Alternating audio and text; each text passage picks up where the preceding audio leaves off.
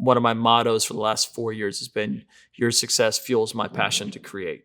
And now, I have this identity crisis. I'm going to be transparent again that like sometimes I go, am I just the guy like talking with clients and trying to run a business and mitigate risk?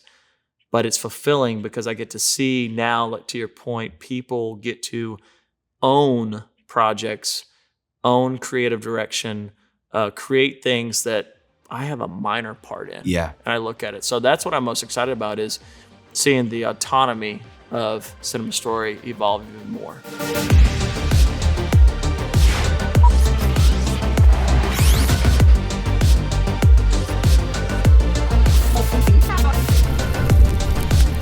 Welcome back to part 2 of this special episode where we discuss building out our first production studio.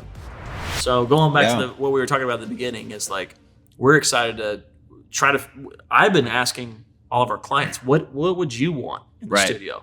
We're excited to create some stuff. Totally. One of the big things is like, we want to own some of our own content. We've talked about that in other podcasts. Like, we've made over 3,000 assets, more than that now, for clients. And it's like, we've probably made 3 to 5 assets for ourselves. Right. Concept to delivery because we wanted to create it, whether it's a spec shoot or short film. We're working on a feature development, but it's like now we have a little bit more powder in the gun to create together in a space. The access became a lot more easy to do. Not only the collaboration aspect, but you have a space to film, you have a space to create different looks. And so that was a big thing I'm super excited about. Yeah.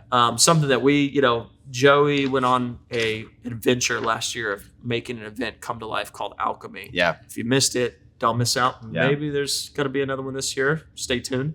And it was a big community event for artists to come together, celebrate art, the creation of art, network, and just enjoy the collaboration of it. Totally. And so, we've talked about, whether it's micro pop-ups of that or just community open houses, we're excited to be able to just open this up to the community. Yes, for profit in some ways, but in other ways, giving back to the community and just allowing a space for people to experiment and grow. I remember being, that freelance filmmaker 14 years ago, 12, 10, 6 years ago, that was like, man, if I only had access to this, right? So I'm looking forward to providing opportunities, both economically, but also ways that people can come and expand their network and also their portfolio, right? Dude, one of the things, that I think I'm most excited about, we haven't even gotten close to this yet. I don't want to say we haven't gotten close. We're in process of building out the studio, even though it doesn't look like it. But we haven't built out the studio yet.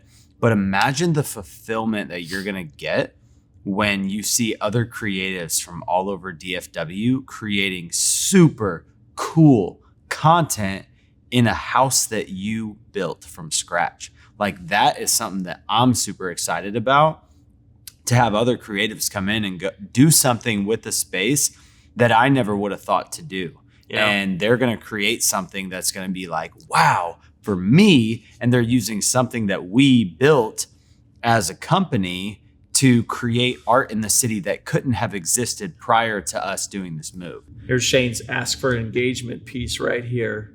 If you're a creator, if you're a filmmaker, whether you're a freelancer or a production company, what is missing in the Dallas area that you would want to see in a studio that would be accessible?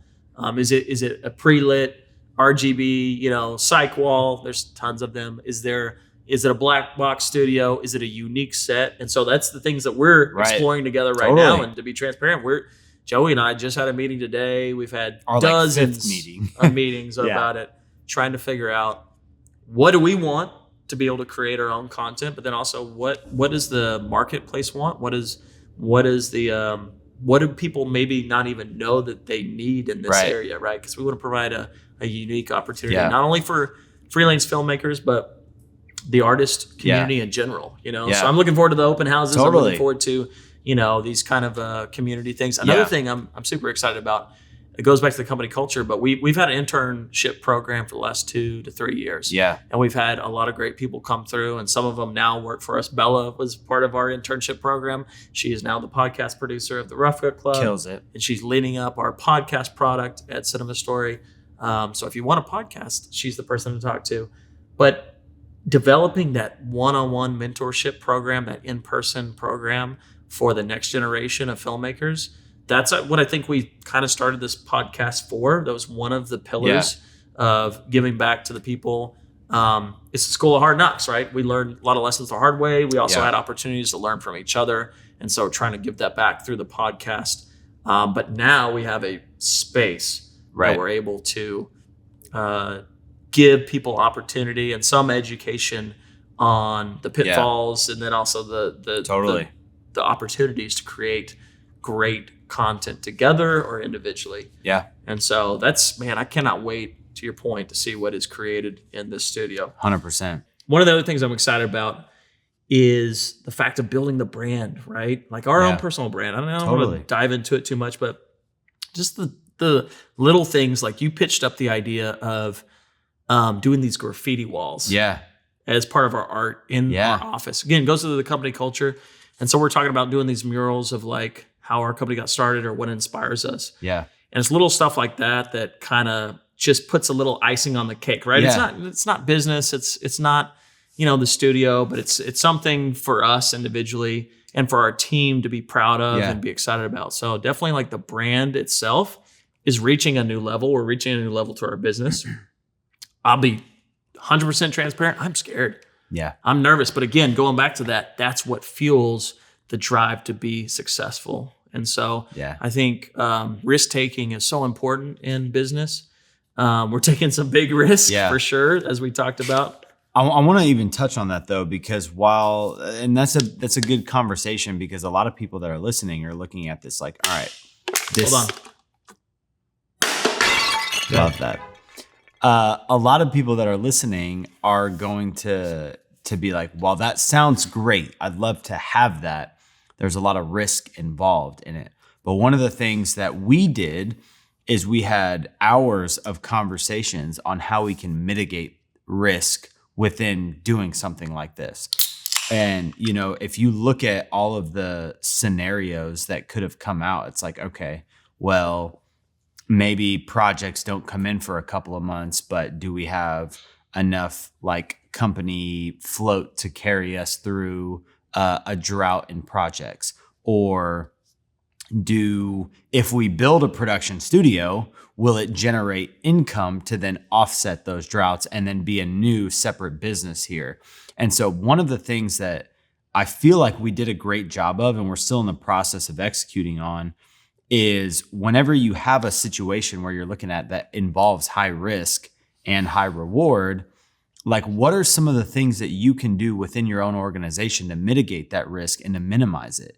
And so we took this approach and we were like, okay, well, we can build another asset generating product or products like the podcast studio plus a production studio, or have co-working space available or whatever it is. And you look at all these different variables on like how you can minimize risk in an endeavor like this. And that's something that really helped us going into this, is to look at, all right, here are all the risks that could happen. How can we minimize these and set ourselves up for success when going into an endeavor like this? And so I think that like whatever stage you're in, if you're thinking, man, maybe 1, 2, 3 years down the road, like I want to do something similar, start lining out what those risks are and then work backwards in how you can minimize them to where it's a less risky endeavor than it may currently be in the season of life that you're in. And so I think that was something that really helped us on the risk thing, because there's always going to be risk involved in anything that you're doing, whether it's buying a new piece of gear, whether it is hiring that next new employee. Like there are so many risks that come from these endeavors. But like if you buy a piece of gear when you know you're going to need it and not or need it often, it's not that risky anymore. If you hire an employee that has a senior person that you trust that is managing them, it's not as risky. If you hire them on the basis of, hey, this is a 1 to 2 to 3 month like trial period for you as an employee, it's not as risky. There's things that you can do to minimize the risk in the endeavors that you do. And I think it's foolish to go into something that is super high risk with no battle plan for how to actually combat those things. And so that's one thing that I feel like we did pretty well, and we're still executing and navigating on, but it's something that like is a takeaway for people who are thinking of getting into an endeavor like this. And we have to shout out your guys, because you were kind of a big school of thought change for me of thinking like, is it the right time or not? And you're a big fan of Jacob Owens and Thomas Totter and what they've done, and we are just starting out on the very micro scale. And those guys are a great example in the filmmaking community of not only turning, studios into cash flowing assets, but other assets, digital and physical assets, right? And so that was one of the things we looked at, and we said, well, the studio could be one of those additional revenue streams. Right. What else are we going to create here? And so that's where we're excited.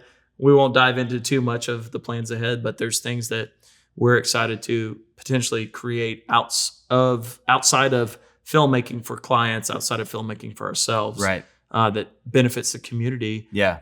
That becomes sustainable as well. That helps mitigate some of those risks. I want to ask you a question too, and just as the CEO and founder of Cinema Story, like this is a huge new chapter for you to have started a company. What is it? Almost 13, 14 years ago or something? 14 like years in September. So you started this company 14 years ago, and today, we're sitting in a brick and mortar building that is being obviously ran by you, but it's being run in a lot of ways by people that are doing tasks for you or working with clients or you're now no longer the point man for every single piece of communication that happens within the company. What are some of the things that you're excited about just within Cinema Story over the next couple of years in terms of like what you see this growing into, what this even means to you to have started something 14 years ago that is now taking shape in the space that we're in today with like other creators who are working on art, and you may not even know the art that they're working on. Like, what is that like for you? What are you excited about for the next 3 years, just from a company standpoint for what this means? One, I wish I would have done it way sooner, and probably most people will. Most people will do it way sooner than 14 years. Yeah. But it's been a slow climb, right? We've made a ton of changes over the last 7 since you've come on. And I think one of the things I'm most excited about, one of my mottos for the last 4 years has been, your success fuels my passion to create. And now that I'm not individually creating, like I've DP'd, I've edited, I've done documentary reality TV, I've got to experiment and do all those different career paths. And now, I have this identity crisis. I'm going to be transparent again that like sometimes I go, am I just the guy like talking with clients and trying to run a business and mitigate risk? But it's fulfilling because I get to see now, like to your point, people get to own projects, own creative direction, create things that I have a minor part in. Yeah. And I look at it. So that's what I'm most excited about, is seeing the autonomy of Cinema Story evolve even more outside of me. And it's hard because then you go, am I needed? Am I even valuable? Like, what do I do? And that's okay, because I get fulfillment from seeing some of our, we've got some great young producers that are learning every day how to tell good stories, how to operate budgets, how to run a project, how to communicate with a client. Yeah. We've got young DPs under you that are learning every day how to shoot better interviews, how to shoot scripted scenes, how to run a production efficiently. And, recently directors, like stepped out of that position as well, and watching people create stuff. And just recently, the set that's behind us, we did this project, and I just, a little more hands-off approach, producing it, and couldn't be more proud of what came out of it. And so I think the autonomy of seeing Cinema Story grow beyond just what I think it should be. Right. And letting go of control. So that's the biggest thing. And that's a hard thing for any business owner. And it's more of letting go of control and listening to people underneath you, people next to you, and mentors and people that have gone before you. Yeah. Right. And so going, man, that's the exciting part, because we don't know what's the future. So it's brought a new life actually to the business. I think totally 100%. I think about 2 or 3 years ago, I was getting burned out. And it's very overwhelming if you don't have the right support team. Yeah. And I do feel like we have a great team. And now we're looking for the sustainability of keeping that team and growing the team. So I'm looking for the autonomy and then the growth. Yeah. I'm always looking 3 to 5 years in advance. This to me, like, I'm excited about this. Yeah. But this is first of probably several. 100%. And so I'm going to ask you, where do you see us in the next 3 years as a studio, as a company? We're dreaming here. Yeah. But, where do you see this studio or the company? My hope is that this space right here can fully pay for this entire building. Hopefully before the end of the year. You know what I mean? Like, I know it takes a long time to, assuming that this space launches August 1st, then it takes a little bit of time to develop reviews and whatnot. But I'm hoping that this space can be a successful business model to, one, pay for this, to where if we don't have a single project come in for a month, this half of the building pays for the other half and mitigates the risk of the overhead that is associated with the building. And if we can do a successful studio here, how can we then elevate that next? Can we buy another space? Or let me even take that back. Can we lease another space? Can we buy this space? Can we be the owners of this building? Can we go and build a 15,000 square foot studio? What's possible if we can create a successful business model here?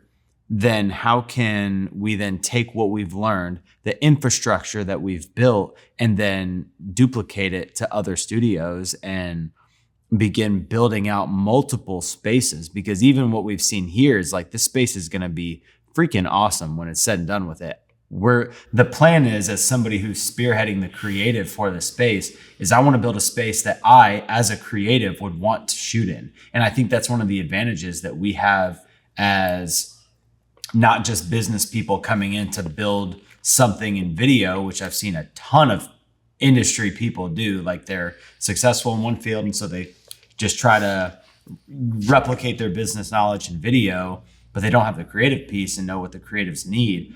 As a creative, like, we're building a space that is something that I want to shoot in. Like, I want this to be my creative home. I grew up watching Fantasy Factory from Rob Dyrdek, and like, while this space isn't as big as Fantasy Factory, like, this is going to be my childhood dream of wanting my own Fantasy Factory, like, that I'm bringing to life here. I'm doing whatever I want to do in this space, and I'm going to make it cool for the community to create art in. And I want to see art being built and done, and I'm just excited to make this my Fantasy Factory. And that's like my childhood dream, just like coming out right now. But it's like, this is going to be the Cinema Story Fantasy Factory. See, and this is why I love putting the pressure on you and giving you this task, because you just pumped me up, and I'm excited to see that come about. And I think, I agree that similar goals of seeing that grow and become something, not only this, but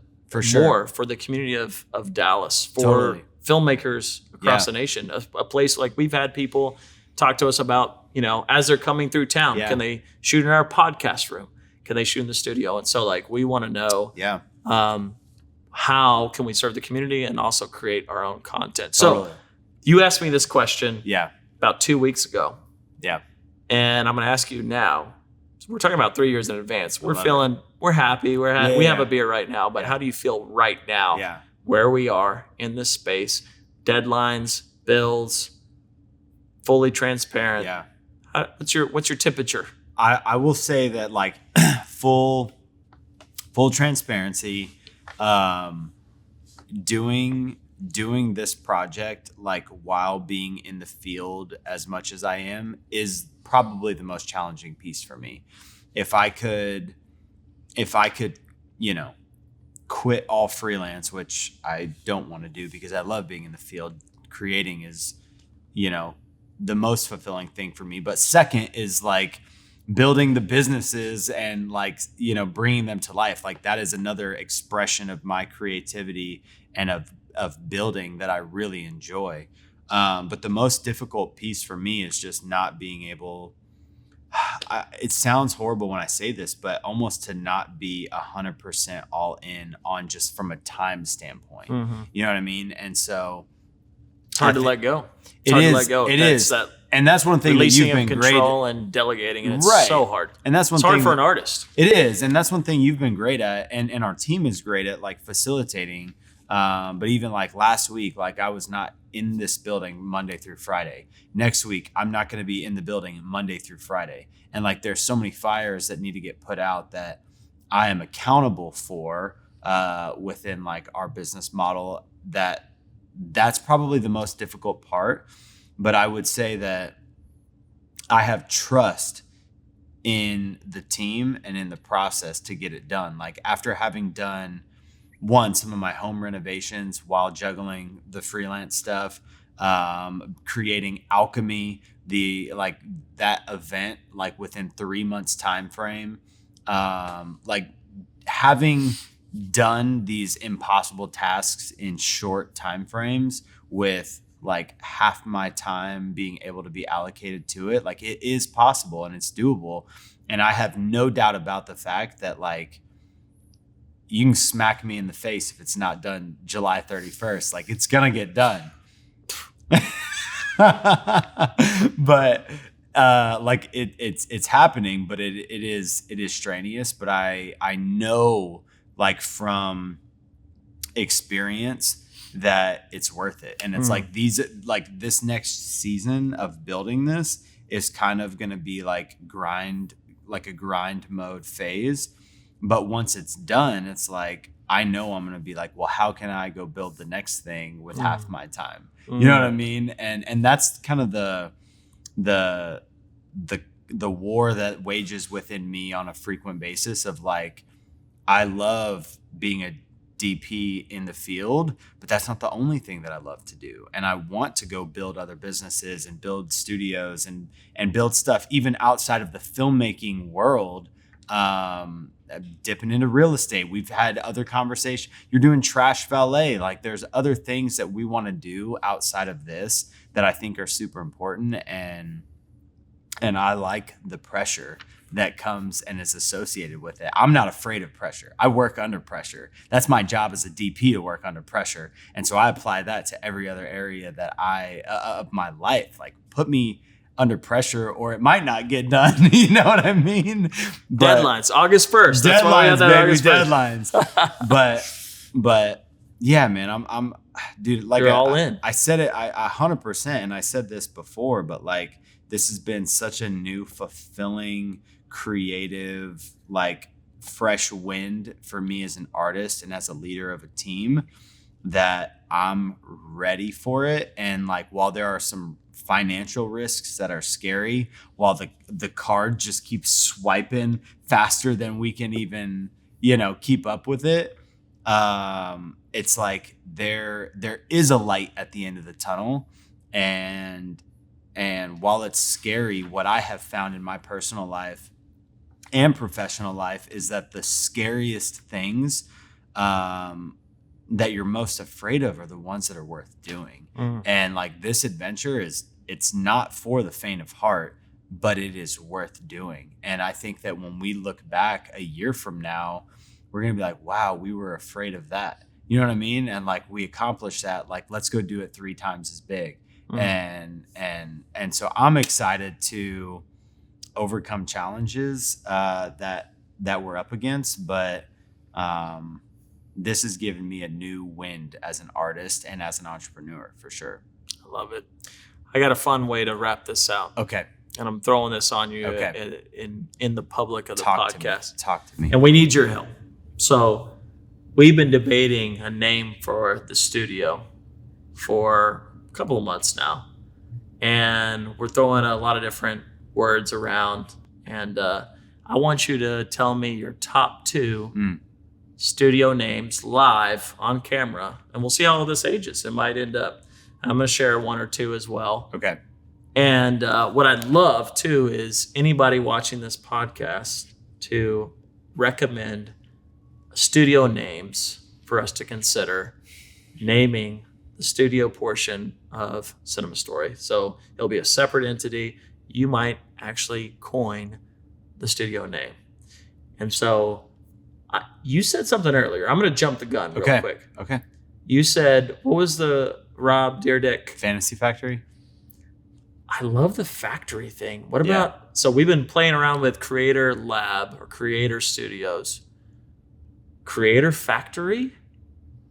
I'm going to throw that out. I know, it doesn't roll off the tongue. So, I said from a marketing perspective, it's got to roll off the tongue. Yeah. I'd like it to have a little bit of meaning, right? Whether it's locational meaning, film meaning, not just a cool name. Yeah. Give me one. What's your top contender right now? I have 4 that I'm wrestling between, and I don't know if any of them are 100% it, but I would say that one of my original names that I came up with was NDTX Studios, which is short for North Dallas, Texas Studios, which is where we're located, which I feel like has a nice ring to it. Great SEO. Yep. Good. You came up with one name, Apex Studios, which I like the name of it. Like anything that is the apex is like the alpha dog. It is like the pinnacle, creme de la creme. And I like Apex Studios. I still like bringing in something to do with alchemy too. So like alchemy is like this idea that I came up with for an event that basically the paraphrased definition of what it means is like a magical process or transformation. The fat tires got me slipping right now, but it's like the magical transformational process of art being created or something to that effect. And it's like we did a cool little edgy thing where we put an X in place of the E, and it's like ALC. I can't even don't even make me spell alchemy right now. Alchemy Studios though. It's a nice and that word means something to me. I will say it is harder to remember, but I also feel like for those that know it and like know what it means, like alchemy has like a very cool meaning. Here. Yeah, we create, and it's a magical process of transformation or creation. I think that's what it means. It's beautiful. And those are probably like some of the ones that are my top contenders right now. What about you? Yeah, no, I love the alchemy thing. I'm worried about the brand confusion. I'm a marketing guy, so I sometimes think about that. But the word is so beautiful and powerful. It's a beautiful word. I like the branding behind it. The Creator Lab, the Creator Studios. A little worried about. No shade against content creators as well, because we want content creators, we want filmmakers, but I don't want people to think it's only content creators. Right. Like we've built a full what is it, a 10 by 10 flat in here. We shot a broadcast spot. 16 by 16. 16 by 16. See, I don't even know. That's how removed I was from the project. But we have the opportunity for films to build sound stages in here, especially after we get this soundproof. We've got a lot of work to do. But, I've been toying with location, right? Richardson is a growing area of commerce, of corporate, of creative. There's a new creative suite that just got built in Plano that's about to launch that we didn't lease in. And so, I'm thinking about, you actually brought this up, but I've been playing with the word of, Richie Rich Studios or Rich Rocky Studios, throwing my dad's name in there, my dad's nickname. I don't know. I think there's a lot of fun things to play around, and we keep kind of, it's like every 3 or 4 days, Joey and I will text each other and be like, hey, what about this name? Yeah. We're like, nah, that's terrible. They're like, Yeah. oh, but I like that part of it, Yeah. right? So if anybody has a great studio name for a place in Richardson, Texas, operated, we wanted it separate from Cinema Story. We thought about CS Studios, Cinema Studios, those kind of things. I like all of those as well. But having something that's unique that people would identify outside of, we want this to be a community place and not just a Cinema Story location. So comment, DM us what you think this should be called. And we'll see how this podcast ages in probably a month and a half. And when this podcast launches, when this episode drops, we'll probably be about 2 or 3 weeks out from publicly launching. So just enough time to sign a DBA and get it launched. I asked you probably 2 or 3 weeks ago as well, like after having moved in here, how do you feel about the space, about the business, about like some things that you didn't know were coming, and you were pretty puzzled, and it had to like take a step back to like think about like after I've gotten in here, like what are some observations that you have noticed that you weren't aware of? Like, is there anything that deep down, as the primary responsible person for this entity that we're sitting in now, is there anything that you feel about it that would be a good takeaway for a listener who's thinking about this to know?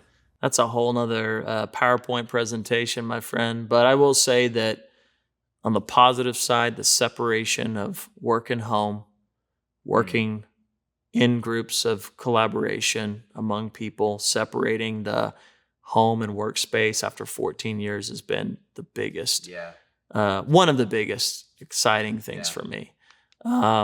Being in collaboration, I'm a process guy, systems guy. It's been huge. Yeah.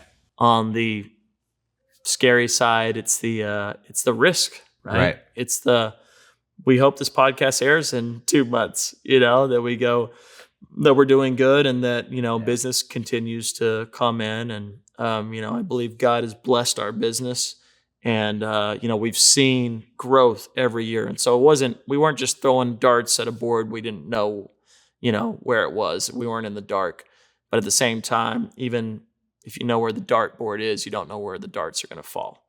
And so that part has always weighs on me every day. And as a leader, I feel responsible. And so that's why you delegate and try to spread the risk among other people, because I'm not equipped by myself to make those decisions. I lean on you. I lean on our executive team, Keelan Moore, Cecilia Stevenson, Dan, our production manager.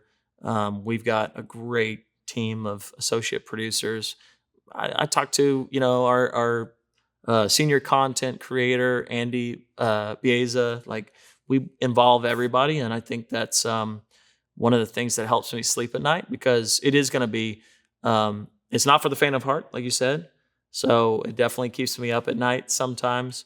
But the pros and the analysis of where I think it will be outweighs the cons of making the decision. So ultimately, it's day to day. You could ask me tomorrow, and I might be really stressed. And then the next day I might be like, we got it, bro. Let's open another location. Yeah. So time will tell, but regardless the outcome, I trust the process and the decisions that were made. Yeah.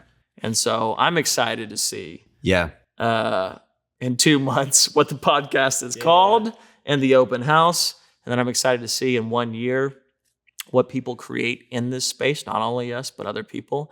And then in 3 years, when our lease is up, if we're renewing or building a bigger location, or what the next steps are. So love it. Cheers to you, man. Cheers, dog. To you as well. Thank you to our listeners for watching. And man, we will see you on the next episode of The Rough Cut Club. Cheers, dog.